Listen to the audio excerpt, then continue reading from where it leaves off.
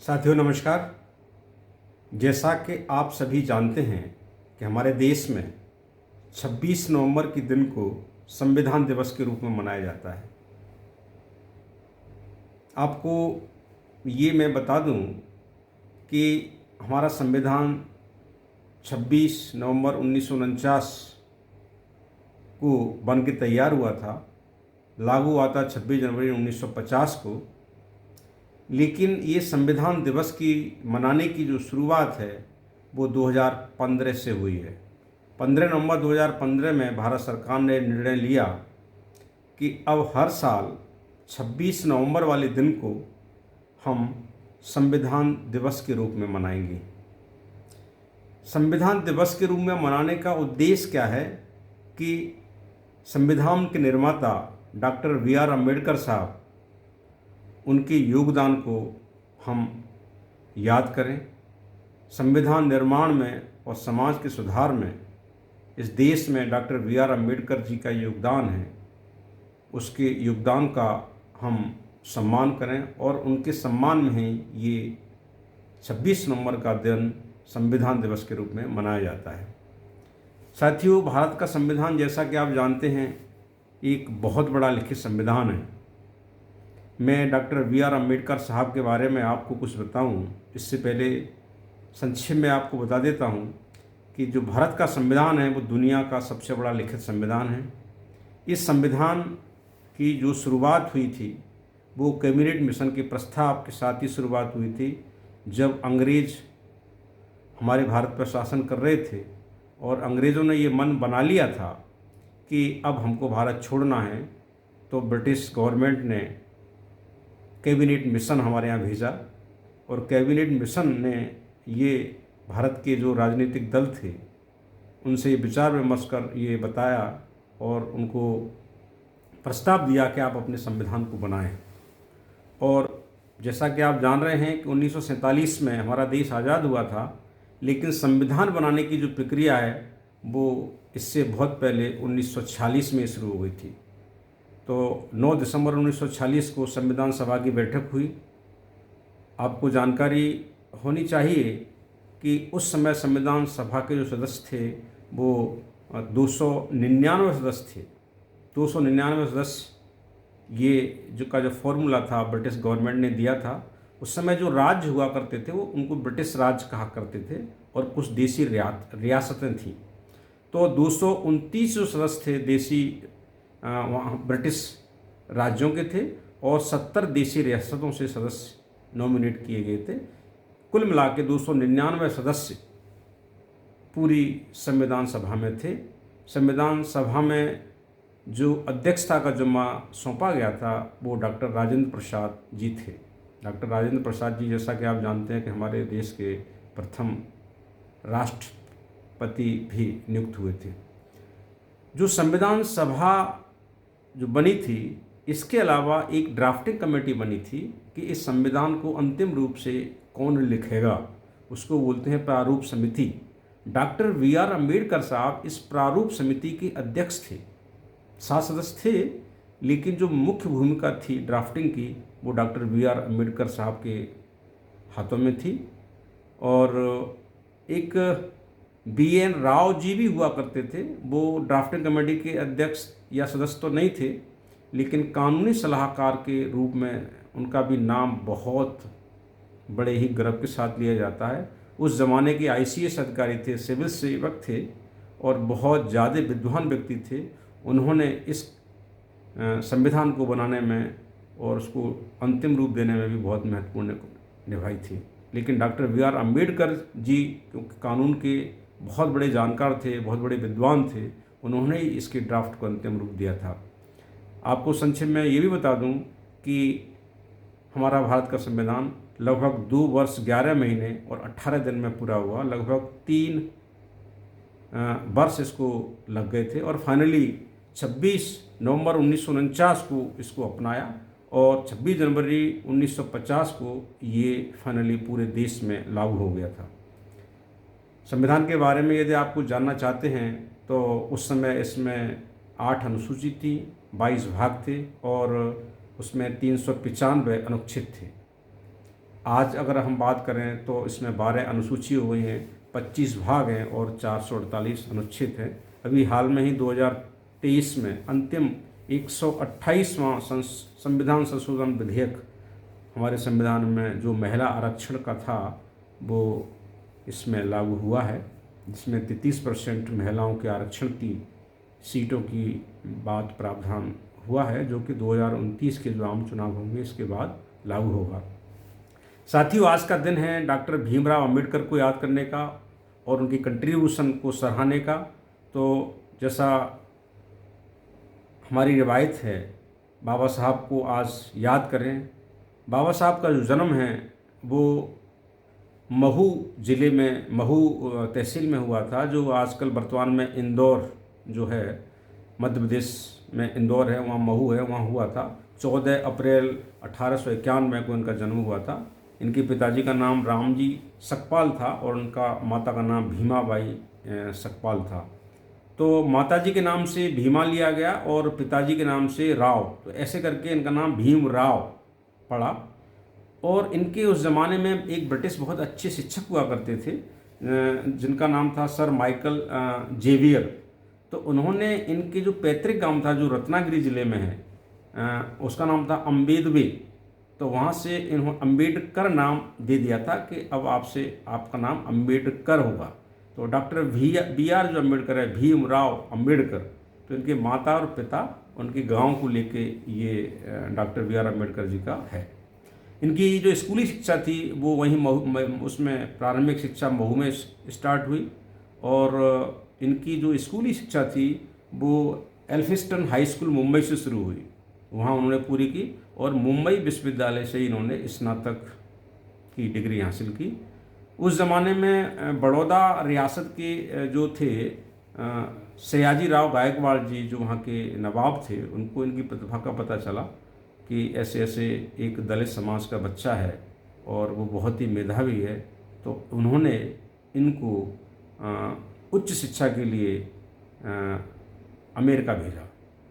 साथियों, ये उच्च शिक्षा तक और अमेरिका तक जाते जाते, और इससे पहले इन्होंने अपनी स्कूली शिक्षा और इन्होंने ग्रेजुएशन की शिक्षा किस तरह से हासिल की, कितनी कठिन परिस्थितियों में हासिल की। उस ज़माने में दलित, अछूत, छुआछूत, समाज में भेदभाव, अगड़ी जाति, पिछड़ी जाति, बहुत ही एक असमान व्यवहार, जिसे कहते हैं कि एक अशोभनीय व्यवहार दलितों के साथ में होता था। उनको मंदिरों में जाने की मनाही थी, साथ में पानी नहीं पी सकते थे। स्कूल में कहते हैं कि इनको जिस दिन अगर कोई चपरासी नहीं आता था उस दिन ये प्यासे ही रहते थे। इनको क्लास में जो दूसरे समाज के जो उच्च वर्ग के लोग थे उनके बच्चों के साथ में बैठने में इनको नहीं दिया जाता था, लेकिन फिर भी इन्होंने हार नहीं मानी और वो अपने शिक्षा पर उन्होंने ध्यान दिया। समाज में जो भी भेदभाव हुआ उनको सहन किया और ये प्रेरणा इनको माँ से मिली कि चाहे कुछ भी हो जाए, पढ़ाई पर ध्यान देना, किसी से लड़ाई झगड़ा मत करना। भीमराव अम्बेडकर जी उसूलों के पक्के थे।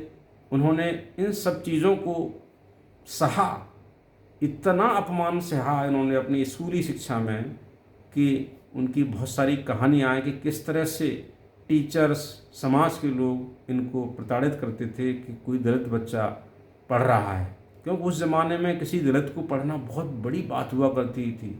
दलित का काम तो अलग ही था कि बस उच्च वर्ग के जो लोग हैं उनकी सेवा करो, उनकी चाकरी करो, उनके कुछ काम है वो करो, पढ़ने लिखने का आपका अधिकार नहीं है। इनको संस्कृत पढ़ने का शौक़ था। तो आपको ये मैं साझा करता हूँ कि संस्कृत भी उनको नहीं पढ़ने दी थी। वीडियो थोड़ा लंबा हो रहा है लेकिन इनके बारे में जानकारी आपको बहुत ज़रूरी है।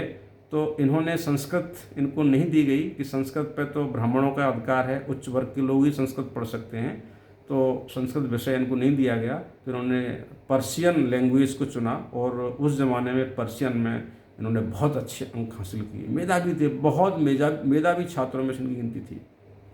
तो जैसे मैंने बताया कि जो बड़ौदा रियासत के जो नवाब थे सयाजी जी, उन्होंने स्कॉलरशिप दे के उनकी प्रतिभा को जानते हुए अमेरिका में इनको भेजा और स्कॉलरशिप दी उस ज़माने में। तो अब बताइए उस ज़माने में इतना प्रतिभाशाली बच्चा जो अमेरिका में जाके पढ़ रहा है, कोलंबिया विश्वविद्यालय में इन्होंने एमए किया, इन्होंने अर्थशास्त्र में किया, राजनीति शास्त्र में किया, कानून की शिक्षा ली और वहाँ से पीएचडी की डिग्री हासिल की। उस ज़माने में ये तीन तीन सब्जेक्ट्स थे, उसमें पीएचडी इन्होंने की। फिर school, London school of economics, वहाँ से भी इन्होंने डीएससी की डिग्री हासिल की। और ये मान के चलिए कि ये बात 1913 के आसपास की है और 1917 तक इन्होंने वहाँ विदेश में रह के पढ़ाई की और 1917 में ये वापस आए। तो उस समय जो बड़ौदा के जो सियाजी महाराज जी थे, उन्होंने उनको स्कॉलरशिप और उच्च शिक्षा में पढ़ने के लिए इसलिए भेजा था कि भाई आप वहाँ पढ़ लिख के आइए और हमारे रियासत में आपको नौकरी एक अच्छी करनी पड़ेगी और हमारी रियासत की आप सेवा करें। तो विदेश से लौटने के बाद में इनको एक सैन्य सचिव की नौकरी ऑफर हुई, डिफेंस सेक्रेटरी। आज के ज़माने में आप समझते हैं कि डिफेंस सेक्रेटरी बहुत ही बड़े सीनियर और बहुत ही उत्कृष्ट प्रतिभाशाली आईएएस लोगों को डिफेंस सेक्रेटरी बनाया जाता है। तो उस ज़माने में बड़ौदा में ये डिफेंस सेक्रेटरी थे। लेकिन वहाँ भी जो भेदभाव था उस नौकरी में भी, उनका उच्च पद पे होते हुए भी समाज के लोगों ने इनको स्वीकार नहीं किया। इन्हीं के जो सहकर्मी थे वो इनको नाना तरह से अपमानित करते थे। कोई इनके केबिन तक में नहीं जाता था, फाइलों को पटक देते थे और इनकी बात नहीं मानते थे। तो वहाँ भी ये बहुत अपमानित महसूस हुए। इन्होंने कहा और सोचा, जो इनकी जीवनी में मिलता है कि इतने बड़े पद पर मैं हूँ और मैंने इतनी शिक्षा ग्रहण कर ली है, लेकिन फिर भी समाज में आज वही हालत है, मेरी पढ़ाई लिखाई का क्या मतलब है। इनका मन नहीं लगा और इन्होंने वो नौकरी छोड़ दी। बोले अब मैं समाज के लिए काम करूँगा, अब कुछ अपना करूँगा। वो इतने पढ़े लिखे थे, इतने विद्वान थे कि अगर वो चाहते तो अपना बहुत अच्छा करियर सेट कर सकते थे। लेकिन उन्होंने निर्णय अपना लिया कि नहीं, मुझे अब अपने समाज के लिए कुछ करना है। समाज में जो भेदभाव है, जो असमानता है, जो छुआछूत है, ऊंच नीच है, इसको मुझे मिटाना है। इसके लिए वो राजनीति में उतर गए और इन्होंने, ये बात 1919 की है, 1919 में इन्होंने एक मूक नायक नाम की पत्रिका का प्रचालन शुरू किया। और वो पत्रिका में वित्तीय सहायता इनके पिताजी के कोई नज़दीकी थे, उन्होंने की, क्योंकि उस समय इनके पास पैसा नहीं थे। हालत उनके उस समय भी वही थे, उच्च शिक्षा लेके तो आए थे, लेकिन कुछ समय इन्होंने मुंबई विश्वविद्यालय में भी पढ़ाया।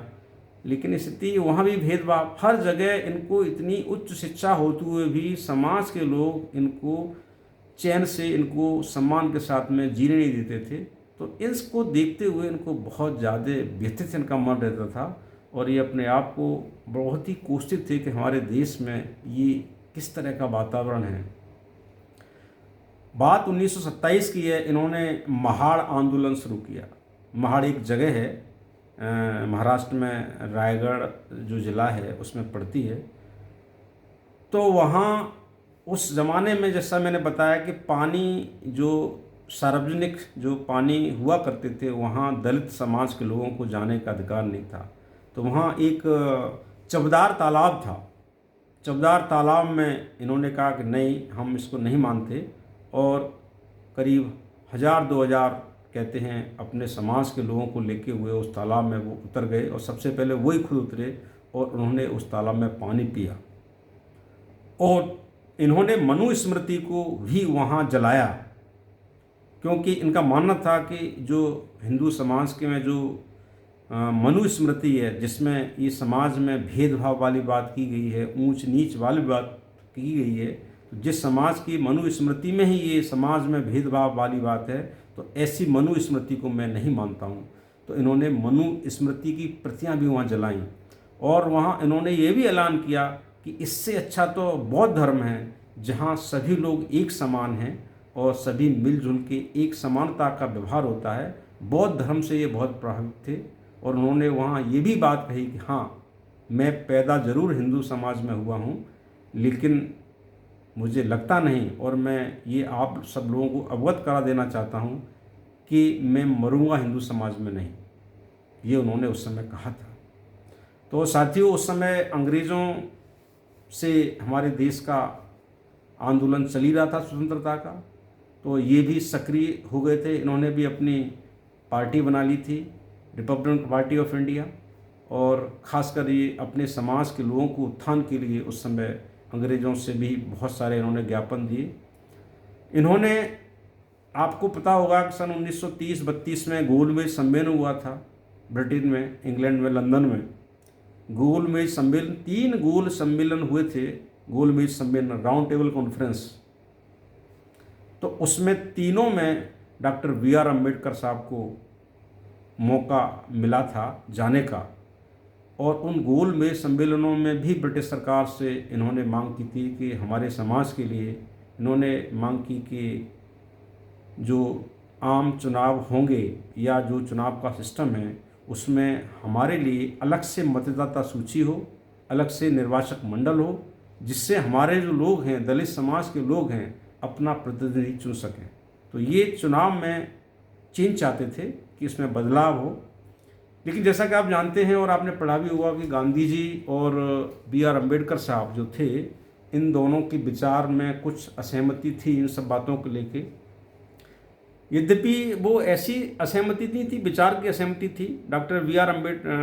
गांधी जी चाहते थे कि एक हिंदू समाज में एक अलग से इस तरह से चुनाव होगा, तो पहले से ही समाज में इस तरह की बंटवारा है, और अगर अलग से एक इलेक्ट्रोल सिस्टम शुरू होगा, मतदाता सूची अलग से बनेगी, अलग से लोग चुनाव में खड़े होंगे, तो एक हिंदू समाज का फिर से एक बंटवारा होगा।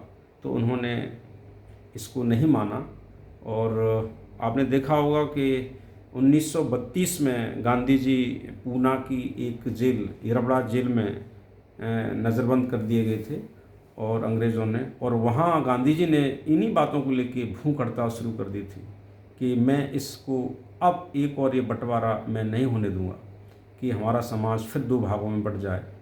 ये गांधी जी के विचार थे। कौन सही कौन गलत ये आप लोग जानें, आप अपना कोई माइंडसेट बनाइए, विचारधारा। मैं तो जो विचार हैं उनको बता रहा हूँ। दोनों ही अपनी अपनी जगह पर ठीक थे। गांधी जी पूरे देश को, समाज को लेके चल रहे थे, और उस समाज में जो क्या क्या कृतियाँ हैं उनकी बातों को लेके डॉक्टर बी.आर. अम्बेडकर जी अपना स्टैंड ले रहे थे। तो दोनों ही अपनी अपनी जगह ठीक थे, लेकिन राजनीतिक दलों ने अम्बेडकर साहब को समझाया और अंत में पूना पैक्ट हुआ, और पूना पैक्ट में ये बात हुई कि ठीक है, अलग से निर्वाचक मंडल नहीं बनेगा, लेकिन आपकी समाज के लिए अलग से सीटें निर्धारित कर दी जाएंगी, और लेकिन जो मतदान होगा वो सभी लोग करेंगे। तो तभी से ये जो सीट्स हैं, इलेक्शंस की सीट में आरक्षण की जो बात है, उस समय से शुरू हो गई थी, जो आज तक लागू है। साथियों, इस तरह से अम्बेडकर जी ने अपने समाज के उत्थान के लिए और ये समाज में जो भेदभाव है इसके लिए बहुत संघर्ष किया, विषम परिस्थितियों में रहते हुए संघर्ष किया। और जब भारत आज़ाद हुआ 1947 में, तो जो पहली गवर्नमेंट बनी उसमें ये कानून मंत्री का पद इनको दिया गया था। उस ज़माने में बी.आर. अम्बेडकर साहब के बराबर योग्यता और डिग्रियां किसी के पास भी नहीं थी। तो इनकी काबिलियत को देखते हुए इनको कानून मंत्री बनाया गया था। उस समय 1947 में एक वाकया ये हुआ कि उस समय भी ये संसद में इन्होंने जो बात रखी कि हमारे समाज में जो यूनिफॉर्म सिविल कोड की जो आजकल बात चल रही ना, यूसीसी, यूनिफॉर्म सिविल कोड, समान नागरिक संहिता हमारे देश में होनी चाहिए, जो आजकल खूब चर्चा में है, उसका प्रावधान भी हमारे संविधान में डॉक्टर बी.आर. अम्बेडकर साहब ने कर दिया था कि सरकार इस पर समय आने पर विचार करेगी। और उस समय ये इस बिल को पास करवाना चाहते थे, लेकिन नेहरू जी उस समय प्राइम मिनिस्टर थे। देश के हालात ऐसे थे कि उस समय बंटवारा भी हाल में हुआ था, हिंदू मुसलमान इस तरह के जो दंगे, और देश में थोड़ा सा अस्थिरता का माहौल था। तो किसी भी कारण समझिए कि वो बिल पास नहीं हो सका। और उन्होंने ये भी बात कही थी उस बिल में कि जो हमारी महिलाएं हैं, महिलाओं को बराबरी का दर्जा मिलना चाहिए।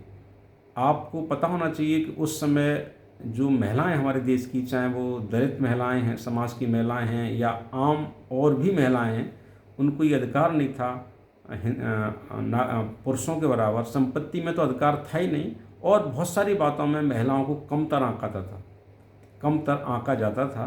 तो doctor V are Ambedkar ji ने उस समय महिलाओं की स्वतंत्रता की और बराबरी की बात की थी कि देश की जितनी भी महिलाएं हैं उनको पुरुषों के बराबर अधिकार होना चाहिए। तो मैं आपको ये बताना चाह रहा हूँ कि डॉक्टर वी आर अम्बेडकर ने अपने समाज के लिए नहीं, पूरे भारतवर्ष की महिलाओं के लिए, उनकी बराबरी के अधिकारों के लिए मांग उस समय भी की थी। और आज हमारी महिलाओं के जो अधिकार हैं वो पुरुषों के बराबर हैं।